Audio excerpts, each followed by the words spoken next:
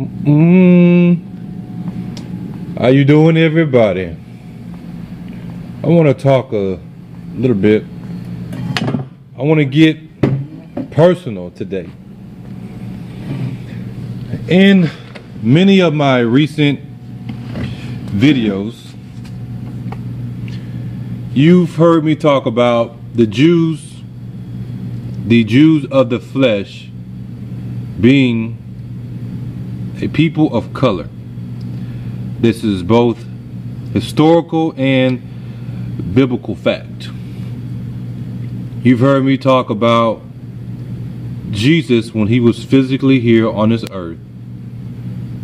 He was a man of color. And the reason that he had to be a man of color is because he came from a specific lineage. So Bible prophecy had to be fulfilled. The lineage of Shem is a people of color. Uber, which is where we get Hebrew, that is a people of color. I've given many videos so far to show this. Not a lot compared to the Synagogue of Satan videos, but I do have some more videos coming, and you know how I'm going to do. I'm going to give it to you. I'm going to give you truth. I'm going to give you facts. I'm going to give you historical perspective. I'm going to give you things that are going on right now. I'm going to give it all to you, the whole counsel of God. But the main thing that I want to hit on today is, in many of my videos that I've done lately, you've heard me say, and you've heard me take a strong stance. Very, very strong. Very strong. A strong stance, a strong stand. And you may not have understood it at that particular point in time. You still may not understand why I'm taking such a strong stance and why I may be coming off angry. And why I'm saying it does matter, truth does matter. I'm just continue hitting on that. For one, I know that we're fighting a spiritual warfare. I know, for two, that the messages that I've given lately on this, they are a hard pill to swallow. And it's all a setup. Satan has people's minds conditioned, so when you say something that is true, they're already conditioned to reject it. And he's played the race card, racism on both sides, both black and white, defeating off of each other's hate. So when somebody comes in, like me, a man of color, and says that the Jews, according to the flesh, were people of color, I'm automatically labeled in the group with the black Hebrew Israelites that pull people back under the law. I'm automatically labeled as a racist. All these different things, because you do have these different groups out here who are not saved that are teaching the truth in regards to that. So it's all a setup. It's all a setup to cause confusion. This is why you must have the Holy Ghost to lead you and guide you in all truth. You've heard me say many times in my videos before that this is not something that I believe my whole life just because I'm a man of color. I always thought that Jesus was white, and I always thought the Jews over there in Israel were Jews. You can go back and check my old videos. You can go pray to God about that if you really want to know, or you can take my word for it. So this isn't a matter of, oh, I'm trying to pull people back under something that's not true, or because I feel more privileged than somebody else. That's not the case. I love my brothers of the flesh, and I love my brothers, my Gentile brothers that have been grafted in. I love all y'all, and even if a Gentile hasn't been grafted in, I still love them because I'm going to tell them the truth. But different truths you use for different people. I'm not going to use, the Jews of the flesh being a people of color to white people for the most part, unless it comes up. I'm not going to use it. It just doesn't make any sense. But if it's truth, which we know it is because we've done our own research and we prayed about it, I can use that to people of color. You have to use different tactics for different people. This is why I like learning different things. I like learning about different religions. to know how the enemy works. Cars, music, all these different things. So when the opportunities arise, then I can speak to them on their level. I can have a conversation with them about something they're interested in, and then end up using that to point them to Jesus. But the point that I want to make is, you've seen me take a very, very strong stance. And there's a reason for that. Because I know something, when I know something to be true, I'm going to stick to it. If I'm not sure about it, then I kind of lay back until the Lord gives me complete revelation. And sometimes I may speak on it just a little bit. I can only speak on what God gives me. That's all I can do. And over the last 2 years, God has given me this understanding of His Word and the importance it plays in these end times. And we see that because majority of us believe that Israel became a nation in 1948. I believe that. I believed it. I'm not going to sit here and lie and say I did not believe it. I believed it. And so many people base their ministry, base Bible prophecy around that. So if you think about that, Israel became a nation in 1948, Six-Day War, all these different things. You've seen it. You've seen it over and over and over again. I've seen it. So people are basing Bible prophecy around that. And then we find out that it isn't true that Israel did not become a nation in 1948. Then guess what that does? That blows our mind. That blows the lid off of everything, because we're like, okay, if Israel didn't become a nation in 1948, then what is all this mess about they are a nation? That became a nation in I think it was May 1948. Where did that come from? That means that Bible prophecy has not been fulfilled. And if Bible prophecy has not been fulfilled, then why are people saying that Israel did become a nation in 1948? You see, when truth is presented, it begs us to ask more questions so that we can have clarity. It's like a domino effect, a good domino effect. Really an opposite domino effect, because it makes the domino stand up and you're like, oh, the domino effect of questions. And more questions lead to answers, and more answers lead to more questions, because we're going to ask God, and God is going to give us revelation. He's going to give us understanding. And no matter how hard it is to accept, we got to roll with it. There are many things in my Christian life, and not even talking about this, that were hard to accept. They were hard to swallow. They were hard to chew on. But at the end of the day, I got on board with what God was telling me, because it was truth. And God is going to chastise His children and get them right. But again, you've heard me take a strong stance, saying that it does matter, because it does. Truth matters. And what I want to do today, I want to be personal. I want to be real personal. I speak a lot of times things that I go through as a pastor, as a preacher, and just as a man, as a man walking this earth, just speak different things I go through. So hopefully you can learn from it, and whatever. But I want to speak about something personal about my life and my past, and show you just how much truth matters, and how lies can affect not only the person who it was told to, but also affect others.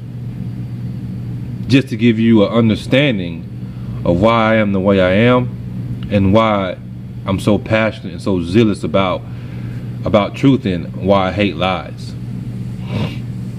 You've heard me talk about my dad before and how my dad raised me up and exposed me to different things I should not have been exposed to. And you've heard me probably, if you don't, but well, now you know, you've heard me talk about how my dad is a Satanist.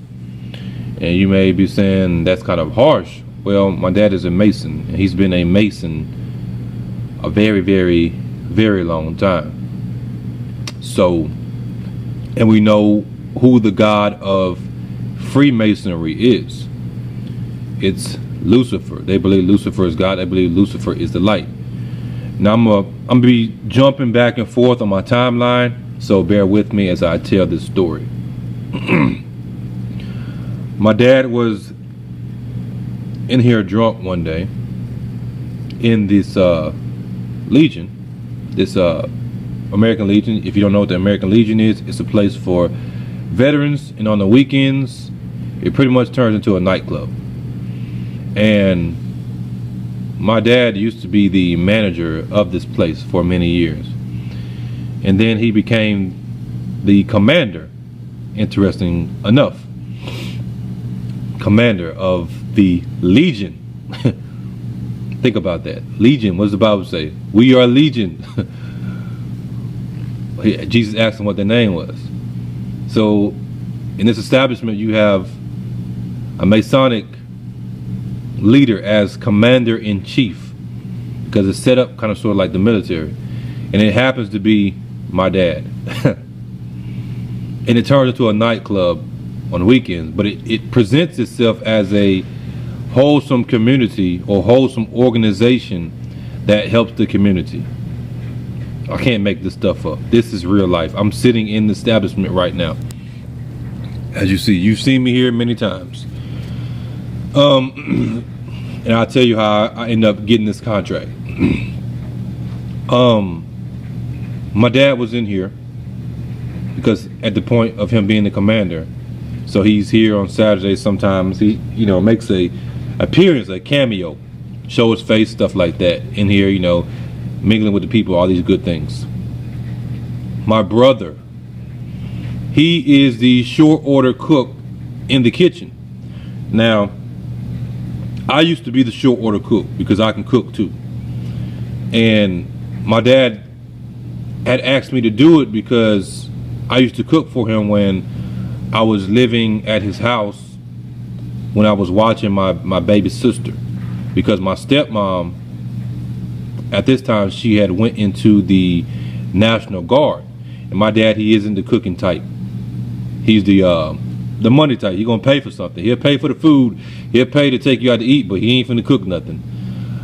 So I know how to cook, so I was cooking and stuff. He would throw events at the house, and I would be throwing down.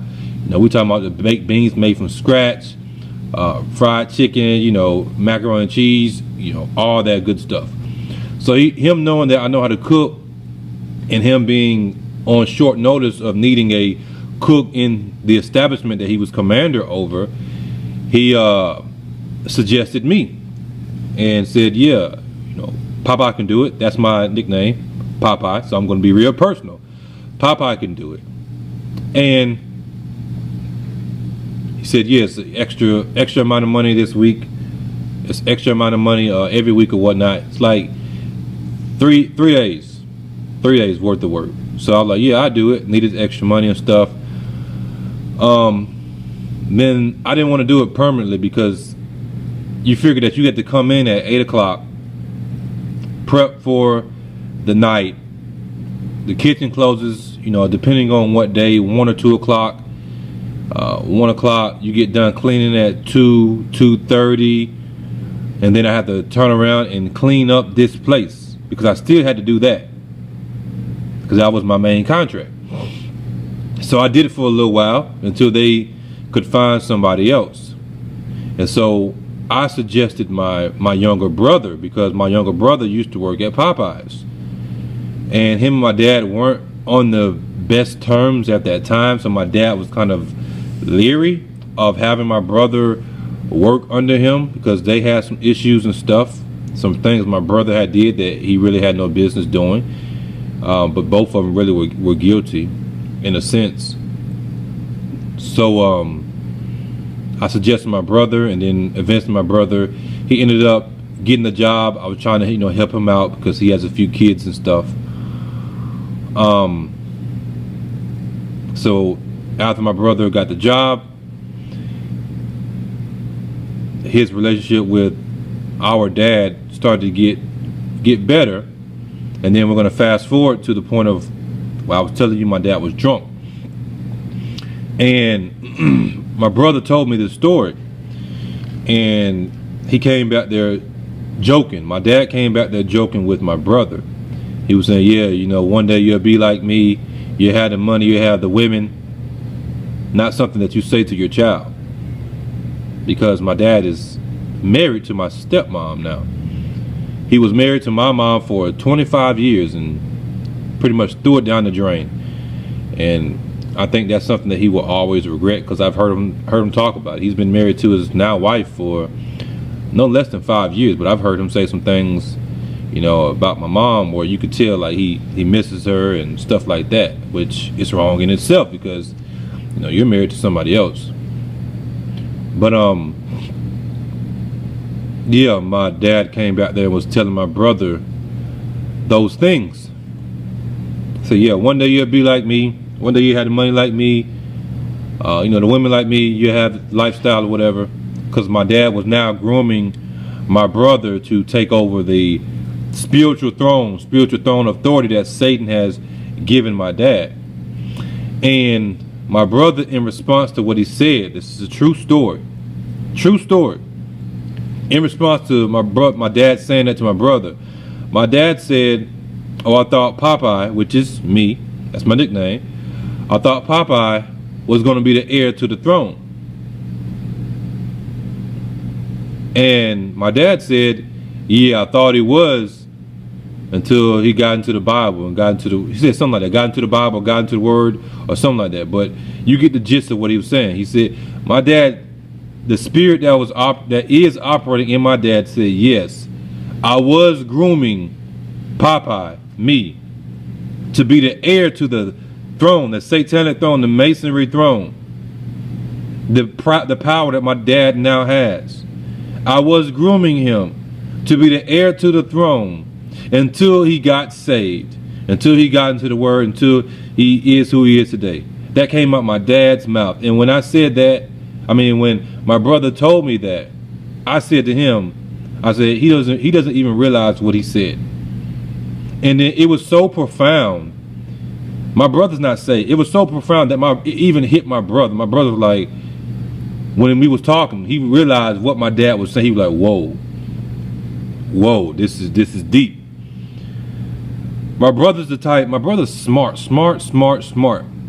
but ignorant. You ever met one of the people that's so smart but they're just so ignorant, like really? Doesn't even have a GED, but has been pretty much a manager at Popeyes. Is so smart. Just one of those people that doesn't want to go get it, whatever. Has a job right now where he's almost making, if not making more than I make. I'm just speaking, just to give you a comparison of if this dude did get himself together through the Lord Jesus Christ, the Lord could really use him.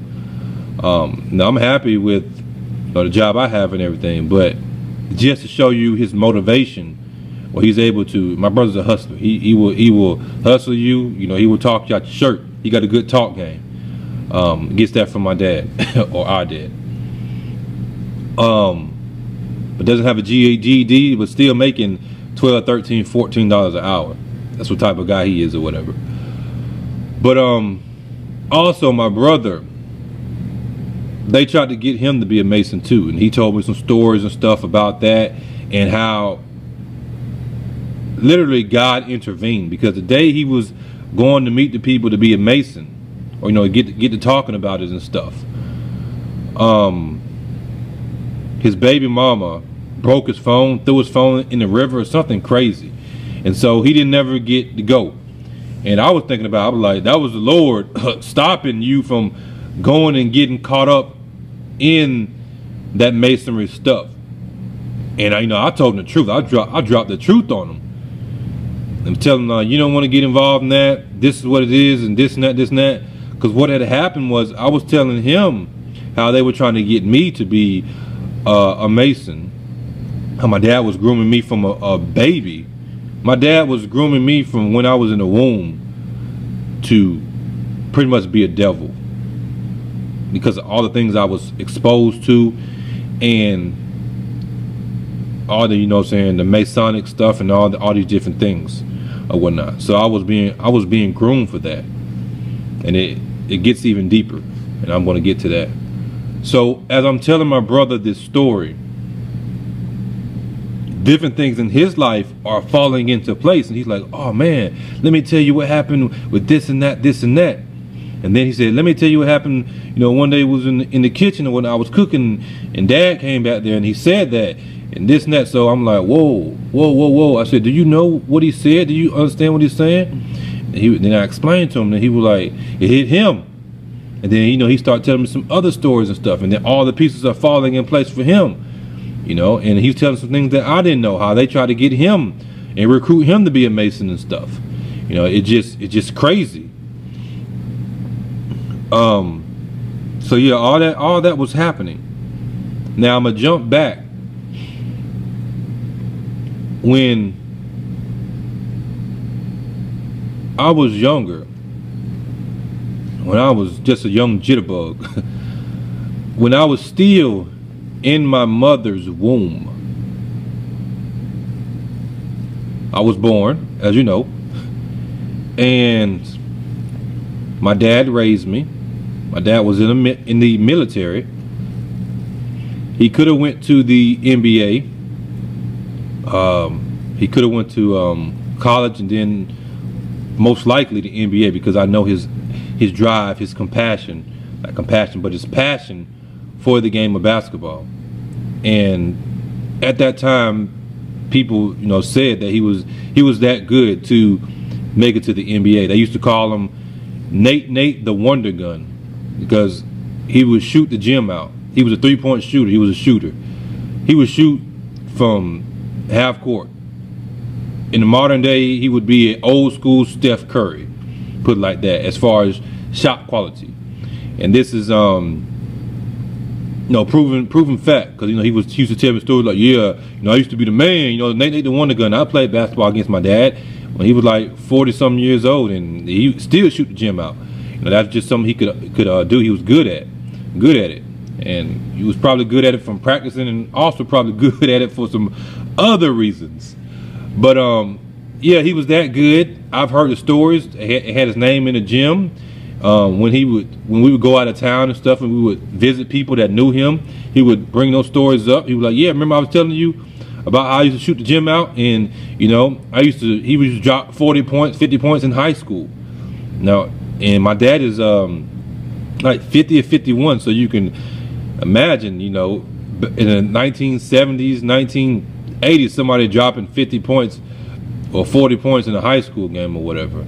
And yeah, I would visit people with him, going out of town and stuff, and he would bring those stories up, and they would confirm, like, yeah, your dad used to shoot the gym out. And the reason they used to say that, because they used to know me when I was a young jitterbug, when I was yay high, as they say. And they would say, Papa, you don't play no ball? You don't play no ball? I'm like, I shoot a little bit, but I was never as good as my dad.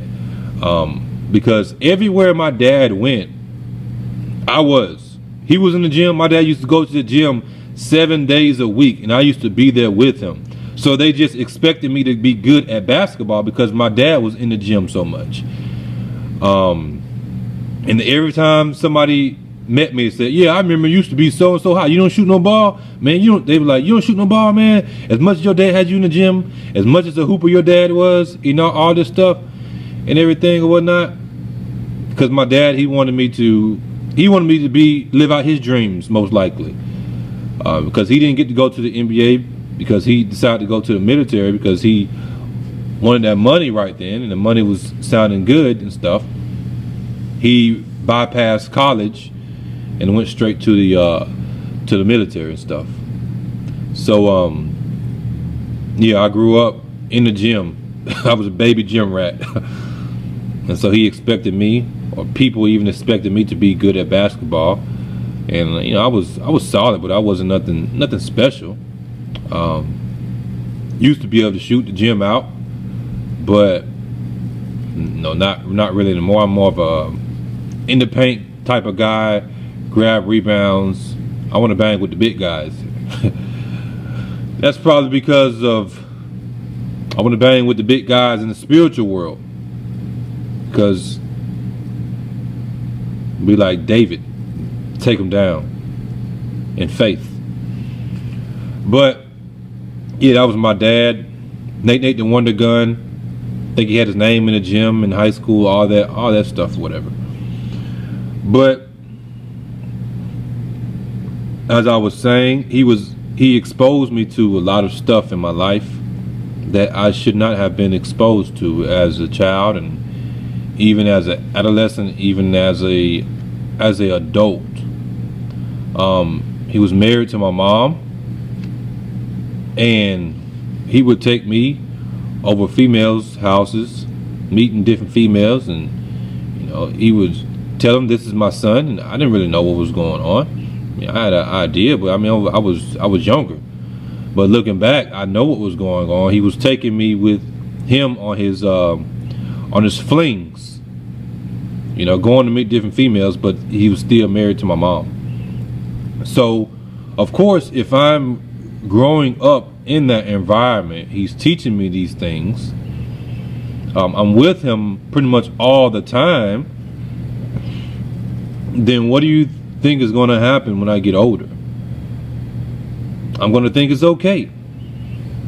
I'm not going to, you know, say, hey man, this isn't right. You know, I'm probably going to end up doing the same thing.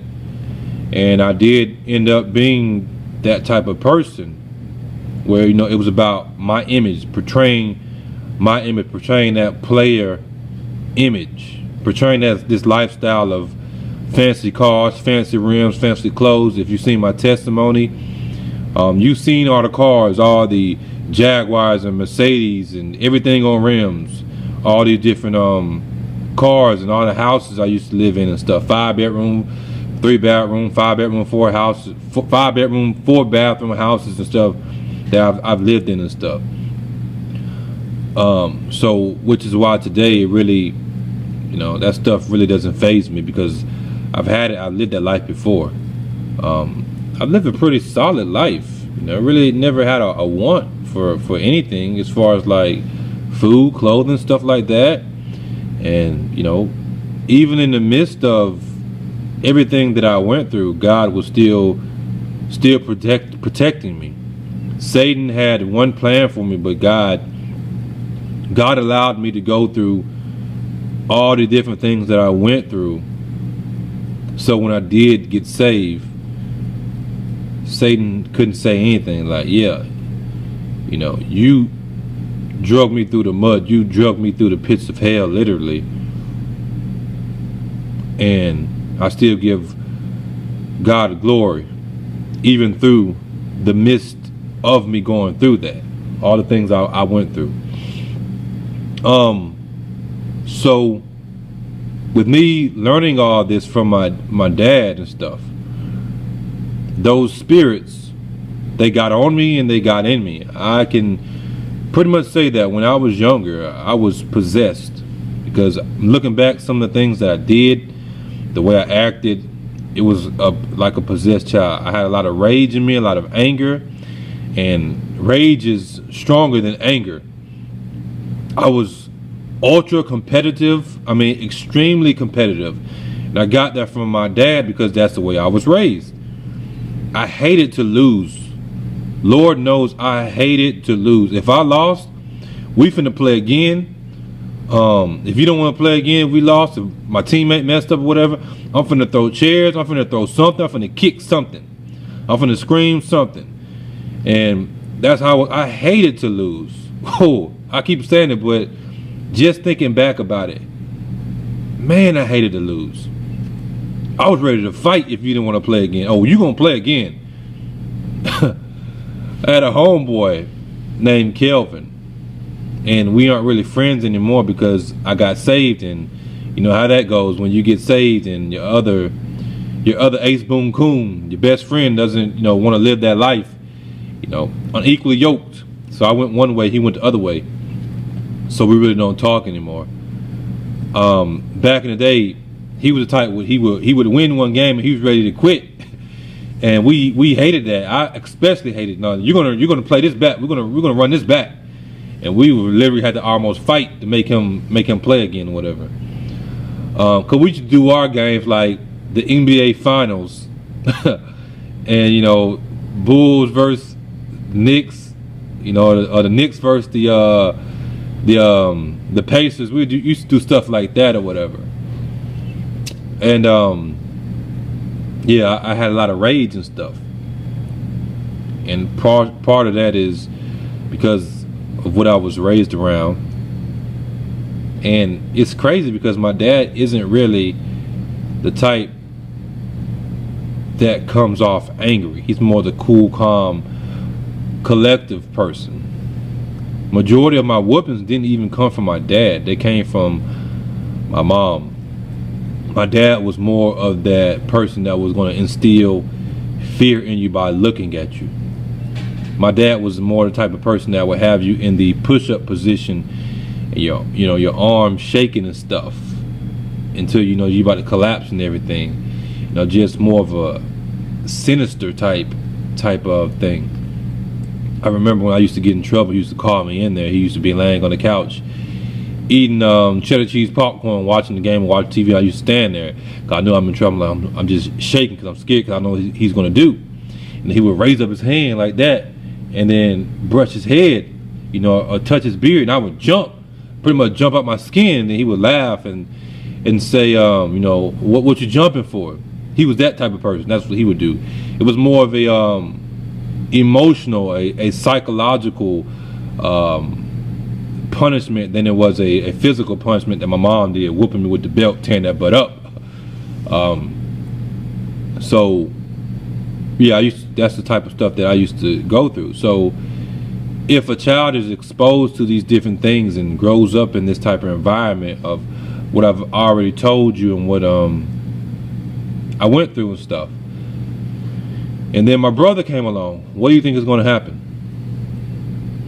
That same mentality, that same spirit that is on me and in me is going to overflow, and I'm going to put it on my brother, and not forgetting that I'm also my own person. So if I have all this rage and stuff in me, who do you think is going to go on? It's going to go on somebody. And it went on my brother. And I was a terrible brother. I was a terrible brother. I would pretty much, the rage and stuff that I had, the different things, the spirits that were on me and in me, I would take it out on my brother. And that's just something that, I know God has forgiven me for, but that's just something that I have to live with for the rest of my life as far as a memory. Because that's not something that, looking back, that I wanted to do. My brother had his own problems as far as being rebellious, which is a spirit in itself, which I can tell you where he got it from. I got it from my mama, because my mom, she has a rebellious spirit on her. And I deal with that even to this day, because she's a strong-minded person. My mom is a strong-minded person, but a lot of times it's fleshly. And right now she's caught up in religion because my mom birthed me, and she's seen everything that I went through, life, raising me up. She's seen when I went to jail. She went through all that. She's seen me when I went through depression. She's seen when I got saved. She's seen the man that God has made me into today. Yet she doesn't really fool with me on the spiritual level. We can't really talk on the spiritual level because we end up arguing.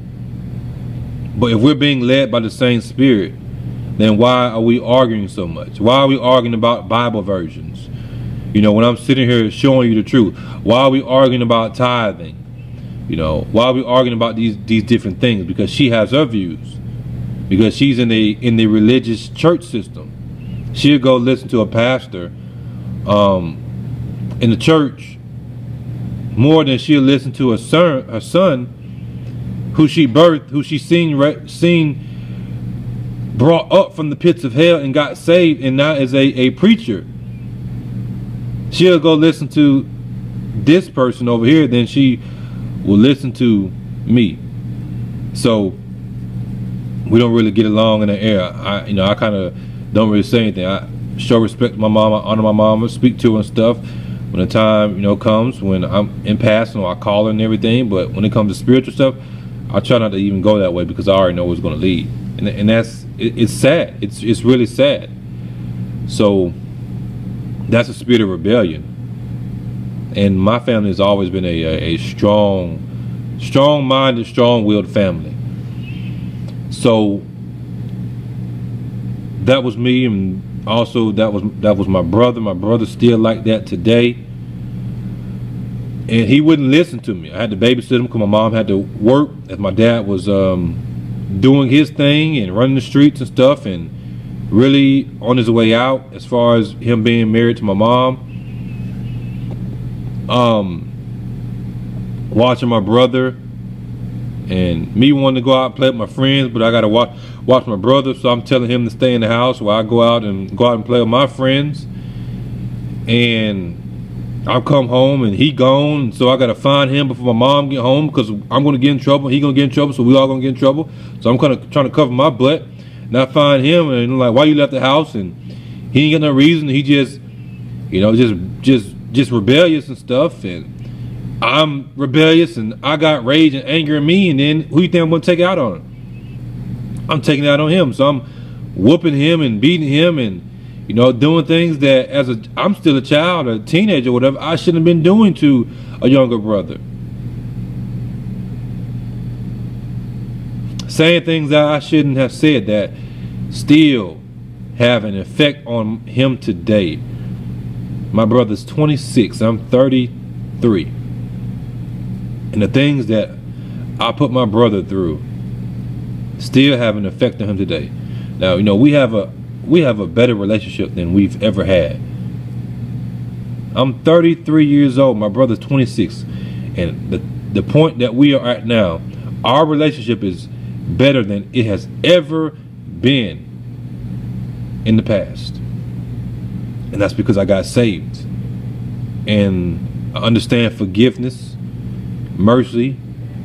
And, I talked to him about the different things that I did. And he brought it up and stuff. And, I couldn't say anything, because he was being funny about it, but he was being serious. If you ever been in one of those situations where somebody's being funny, like, yeah, I remember when you did this to me and did that to me and stuff, and you're laughing about it, and then you're like, yeah, and then that moment hits like, yeah, that was wrong. Trying to make light of it, but looking at the seriousness of it or whatnot. So fast forwarding to about 27, 28, maybe 26. We're going to say between 26 and 28. I'm 33 years old now. I got a phone call from my dad's brother, who was in jail at the time. Or maybe he wasn't. I can't remember. I remember one time he was in jail, but either way, I got a phone call from him. And he was like, yeah, man, I was locked up with this dude, or I'm locked up with this dude, and he's saying he's your brother, blase, saying that he's locked up with this dude or whatever, he knows this dude that says he knows me, and saying that he's my brother. And my dad's brother is saying that, hey, he looks just like you. I'm telling you, Popeye, my nickname, he looked just like you.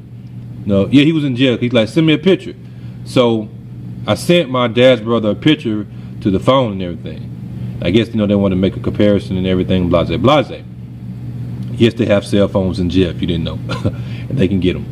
So I didn't think too much of it, but something was in my spirit to say, go ask your mom. So I went and asked my mom. I told her about it. I said, hey, I had this, Matthew, which is my dad's brother, he called me.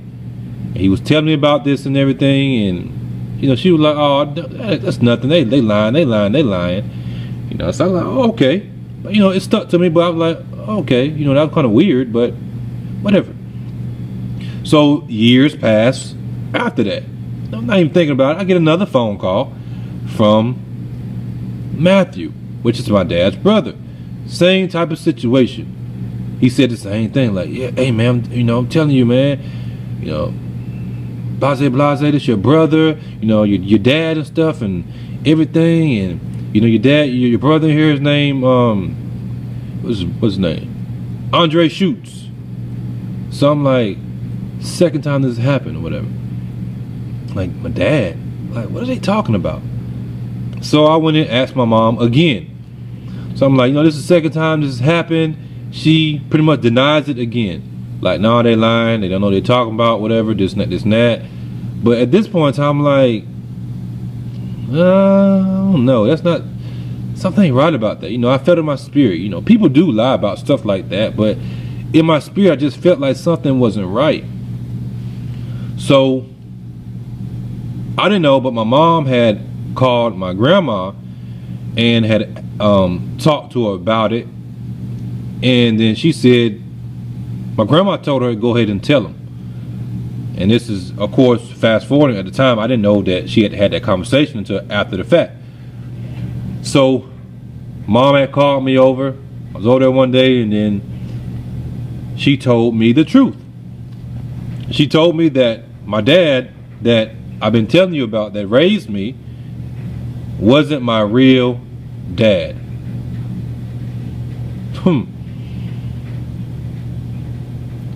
I was between 26, 27, and 28,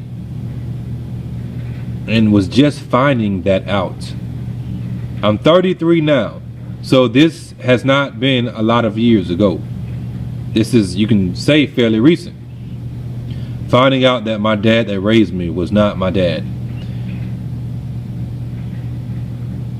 And they never wanted me to know.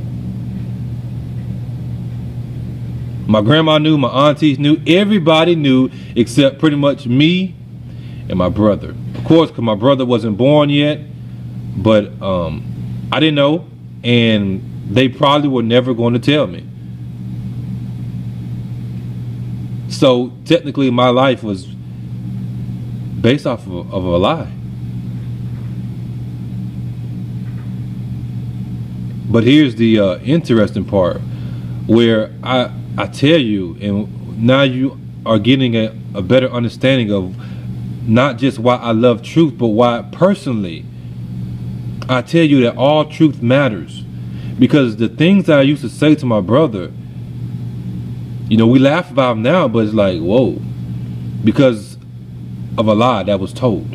One little lie, claiming that they were protecting somebody, or for whatever reason. My mom, we talked about it. She said she thought she was doing the right thing at that time. She said she said herself, she had a chance to do it all over again, she wouldn't have married my dad. That's what she said. And we talked about it. I forgave her and everything. We had a heart to heart, tears and stuff like that. But I used to tell my brother, I didn't remember this until my brother told me, when we was having this whole conversation about, when I told him, I ended up telling my brother, and different things started coming back to his mind. And he started telling me things I used to say, things I used to do, and I'm sitting there like, I was ashamed of the things I used to say and do to my brother. Him bringing me, he said, you remember this? You do that. I'm like, I don't remember that. I honestly didn't remember. There's certain things I do remember, but there are a lot of things that I don't remember. Because it wasn't me. It was the spirits that were in me. I was possessed. My brother told me that I had told him that he was adopted. I was like, yeah, you adopted, and this and that, and blase, and I was like railing on him real hard. And he said, yeah, that scarred me for life. He said, you don't know, that scarred me for life. That's what my brother said. And if he was here, he would tell you that he said that, and he would tell you that it did scar him for life. I just pray that God can and will heal those scars, because those are words that came out of my mouth, not realizing that the joke was on me. That my mom and my dad, they got together and they buried my brother, but my mom and my dad that raised me, they didn't get together. That wasn't my real dad that raised me. But here I am telling my brother that he was adopted. I mean, he was, neither one of us was adopted, but still the joke was on me. So that lie, that one little lie, affected not only me. I got over it. You know, I took some time, and you know, still to this day, people say that's my dad. You know, I give him that title. I don't take that from him, because he did raise me as his child. You know, I cannot take that from him. He did. And me and my brother, we joke about it, like, my brother be like, yeah, your dad called me, and I'm like, your daddy, but we like, you know, our dad or whatever. I still call him my dad. I still respect him in that matter. We just don't talk a lot because I'm saved and he's not. But so you see how one little lie can have an effect, an everlasting effect on people directly and indirectly. I said things to my brother I shouldn't have said. You know, I may not have said those things if I knew the truth.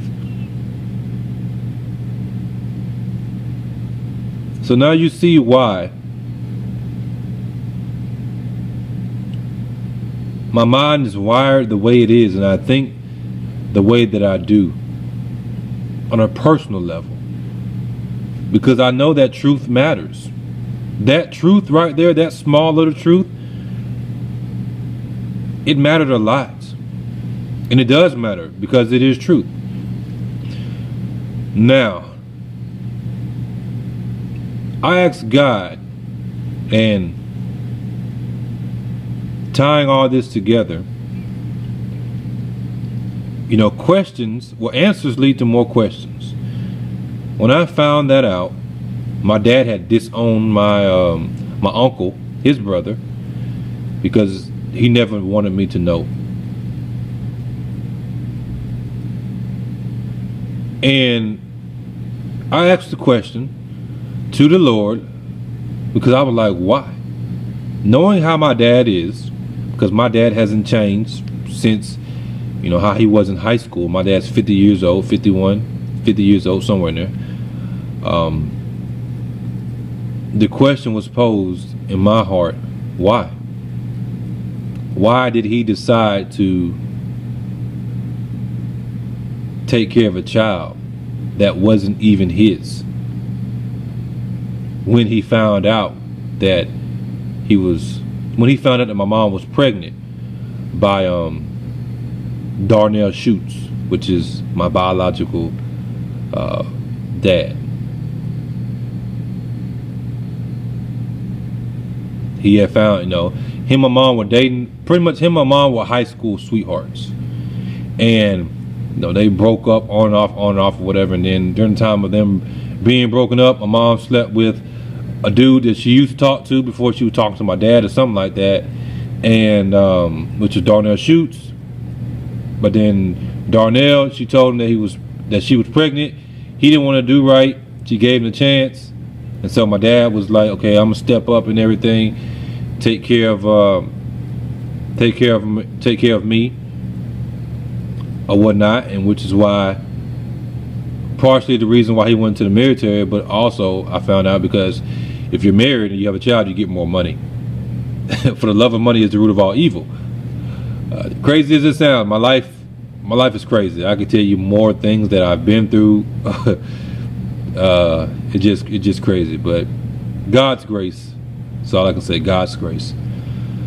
But yes, that question was posed. Why? And partially because he loved my mom and everything, but it was more deeper spiritually, because Satan knew who I was, and he knew who I was going to be. And he was doing everything in his power to stop me from being who God had called me to be. And God allowed me to go through everything that I went through, so when I did get saved, I could understand it all and still glorify God. See, Satan had one plan for me, but God had another plan. He said, okay, I'm going to put him there. I'm going to allow his dad, that's not really his dad, to raise him, but not realizing that he's protecting him, keeping him away from different things, providing a house, providing food, providing all these different things or whatnot. And then when it comes time, I'm going to rightfully claim back what is mine. And that's what God did. So even with all the evil that I was surrounded with, God still shined light and got me out of that situation. And I hold no grudges, no animosity toward my mom, toward my dad. No, I've forgiven them. Because I see the bigger picture. Like Joseph. Joseph was sold into slavery. And then he had an understanding later of what God was doing. I have an understanding of my life, my purpose, and why I went through all the different things that I went through. And even on the stance of Satan, what Satan was trying to do with me.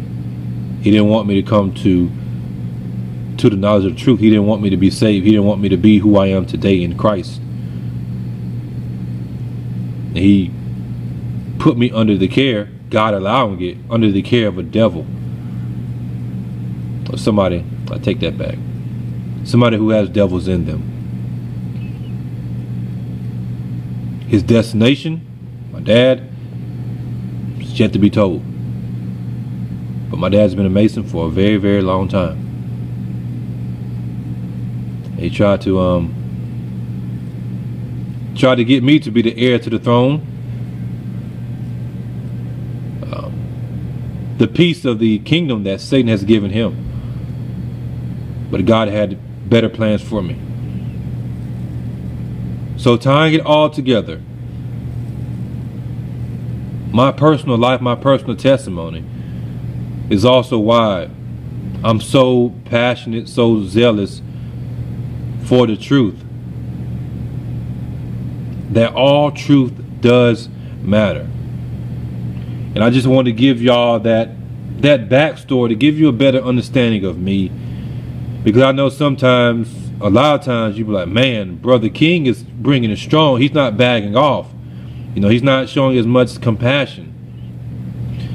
It's because, I can discern certain things that some people may not be able to discern at that particular point in time. And that's just because, that's something that I pray for every day.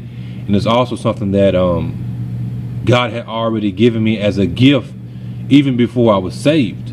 I would be able to discern different things or whatnot, and we'd be able to tell people stuff, and they'd be like, how you know that? And they hadn't told me nothing. And that's just a gift that God had already instilled in me, because he knew who I was going to be now and what time he was going to put me in. The end days, which we need discernment. So yeah, that's why I am the way that I am. Not only because of the times that we are living in, but because of my past. And I know how lies, the smallest lie, can affect somebody. I'm a living, walking, breathing testimony and witness to it. So when you hear me saying that truth matters. It does matter. Stop saying it don't. I'm saying that because it does matter, because truth does matter, and because of the things that I went through in my life. And I can give you more stories, but I'm pretty sure you get the point.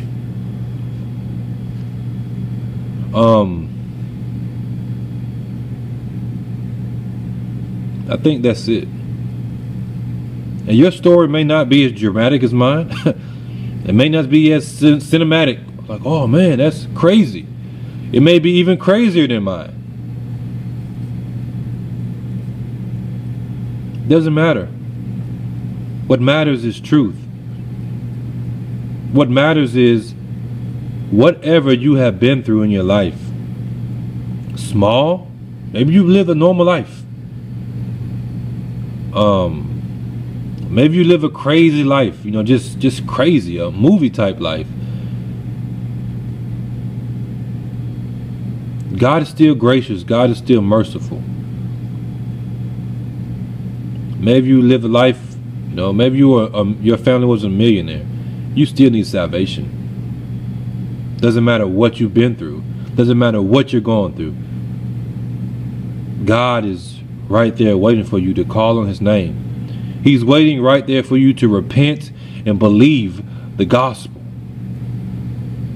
And that's what it's all about at the end of the day. God is gracious and God wants you to be saved. And this is why I'm so passionate about the truth. Because of what I've been through in my life. What I now know, knowing that I deserve hell,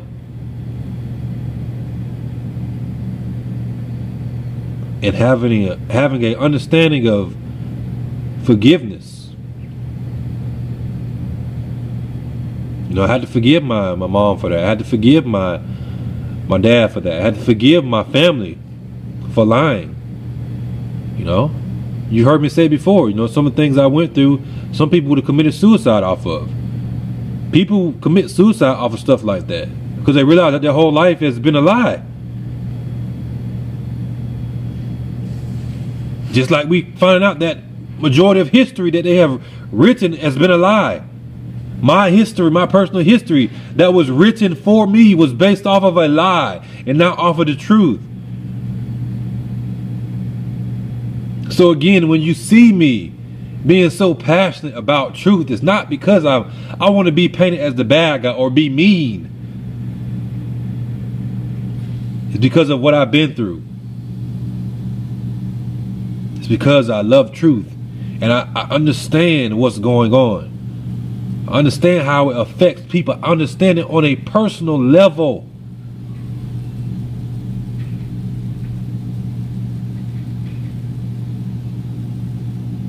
My dad that raised me was, let's say that my dad that raised me in the same situation, but my dad that was my biological father was white.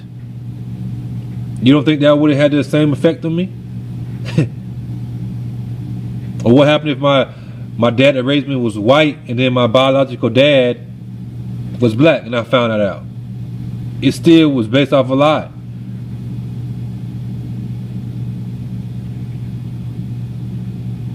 It gave me a better understanding of, like I said, what was going on and everything. And then when I found out who my real dad was, I know you probably wondered, like, well, did you ever go meet your real dad? I did put it in motion to meet him, but it didn't go through, and I really haven't had a desire to meet him and stuff. I mean, he hasn't reached out. Then I think as I was growing up, there were opportunities for him to meet me, but I can't remember if he didn't want to, or they didn't want him to. It was just a whole bunch of mess, pretty much, a whole bunch of mess. So yeah, that's it. Why I'm so passionate, not only because I love Jesus and I love truth, but because of my own history, my own past. And I just felt led to share that so you can get a better understanding of of me, of what I'm about, why sometimes you see me the way I am in my videos. I just try to be transparent.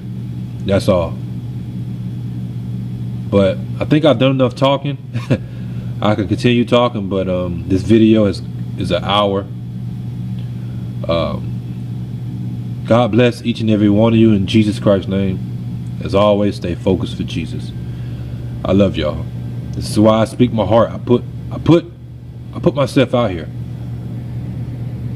so that you can learn and you can grow and understand. God bless y'all.